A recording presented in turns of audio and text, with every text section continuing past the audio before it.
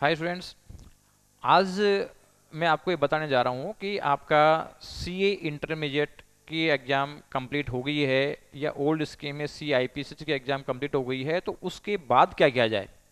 देखो, ये जो टाइम होता है यहाँ से लेकर और रिजल्ट के बीच का जो टाइम है उसमें अराउंड 2.5 मंथ का टाइम मिलता है।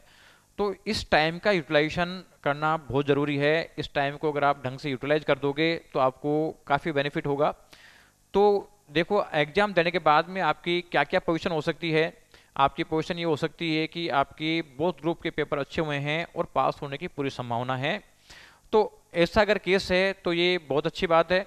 इस केस में आपको आईटी एंड ओटी की ट्रेनिंग स्टार्ट कर देनी चाहिए, क्योंकि आईटी और ओटी की ट्रेनिंग आपका रिजल्ट तक हो जाएगी। तो जैसे ही रिजल्ट आएगा आप अच्छी आर्टिकलशिप फर्म में ज्वाइन कर सकते हैं।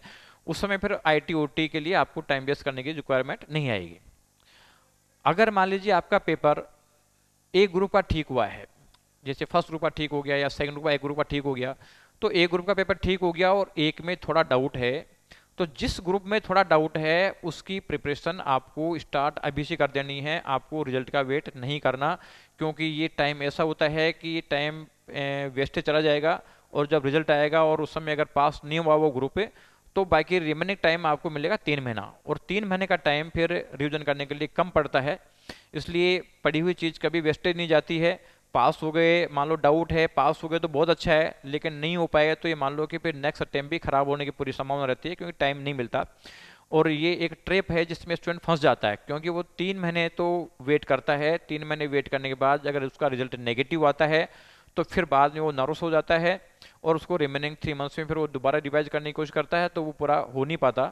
इसलिए बेटर है कि अगर किसी भी ग्रुप में डाउट है तो आप उस ग्रुप की प्रिपरेशन चालू कर दो। इसके लिए ऐसा नहीं कि कोई कोचिंग ज्वाइन करो। अगर आपको लगता है कि कंसेप्ट वीक है तो कोचिंग कर सकते हो, अदरवाइज आप होम स्टडी कर सकते हो। होम स्टडी में रिविजन करना चालू कर दो। तो अगर दो ग्रुप में से मान लो किसी भी एक ग्रुप में अगर अपने को लगता है कि अपने प्रॉब्लम है, पास होने की पॉसिबिलिटी कम है, तो उस ग्रुप की प्रिपरेशन स्टार्ट कर दो। तो उस ग्रुप की प्रिपरेशन स्टार्ट कर दोगे तो अगर आपका पेपर रिजल्ट पॉजिटिव भी चला जाता है तो कोई दिक्कत नहीं है। अपनी पढ़ी हुई चीज़ है, कभी बेकार नहीं जाएगी, कहीं ना कहीं तो काम आएगी आएगी। लेकिन अगर मान लीजिए पास नहीं हुए तो फिर उस केस में दिक्कत आ सकती है। इसलिए टाइम वेस्ट करने की जरूरत नहीं है, आपको इमीडिएट तैयारी चालू कर देनी चाहिए।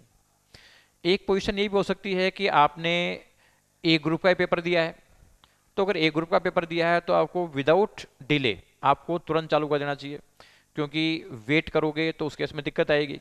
तो आपको वेट बिल्कुल नहीं करना, आपको तो इमीडिएट स्टडी स्टार्ट कर देनी है ए ग्रुप की। और अगर मान लीजिए आपके दोनों ग्रुप के पेपर ही खराब हो गए हैं, दोनों में से कुछ पेपर खराब हुए हैं, तो ऐसे केस में फिर आपको प्लानिंग ये करनी चाहिए कि उसमें से एक ग्रुप की तैयारी अभी स्टार्ट कर दो, जिसमें अपने को लगता है कि ज़्यादा प्रोबेबिलिटी नेगेटिव रिजल्ट रहने की है। उस ग्रुप की प्रिपरेशन पहले स्टार्ट कर दो, और टारगेट रख के चलो कि जिस समय रिजल्ट आए उस समय तक वो आपका एक ग्रुप कंप्लीट हो जाए। तो उस केस में अगर मान लीजिए आपका दूसरा ग्रुप कंप्लीट हो गया, पास हो गया, तो बहुत अच्छा है। और इसी का आप रिवीजन कर देना।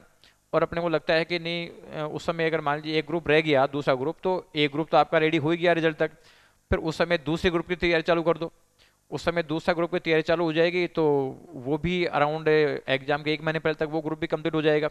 इस तरीके से दोनों ग्रुप की तैयारी आपकी रेडी हो जाएगी, और उस केस में आप अच्छी तरीके से एग्जाम दे सकते हो। तो आपको टाइम वेस्ट बिल्कुल भी नहीं करना, क्योंकि टाइम बहुत कीमती होता है। सीए में जो स्टूडेंट्स हैं उनके सबसे बड़ी प्रॉब्लम ये रहती है कि वो रिजल्ट आने तक तो टाइम वेस्ट करते हैं, उस समय तो पढ़ाई करते नहीं हैं। और जब रिजल्ट आ जाता है, नेगेटिव आता है, फिर वो मतलब पढ़ाई चालू करते हैं तो उतना रिमेनिंग टाइम कम पड़ता है। और वो हर 3 मंथ्स का टाइम चलता रहता है कि हर 3 महीने में एग्जाम होती है, फिर टाइम कम पड़ता है, फिर फेल होता है। तो आप इस जाल से निकल जाओगे। यानी आपको टाइम बिल्कुल भी वेस्ट नहीं करना, आपको तो प्रिपरेशन स्टार्ट कर देनी है। और प्रिपरेशन स्टार्ट करने के लिए अगर आपको मान लीजिए कंसेप्ट क्लियर है तो आप सेल्फ स्टडी चालू कर दो, जहाँ पे रिक्वायरमेंट हो कोचिंग में ज्वाइन कर सकते हो। वीएसआई में भी 21 से मतलब इसके बैच चालू हो रहे हैं मई 19 के लिए। तो आप उसके लिए हमारी वेबसाइट विजिट कर सकते हैं, या फिर आप ऑफिस में कॉल करके बात कर सकते हैं। Thank you.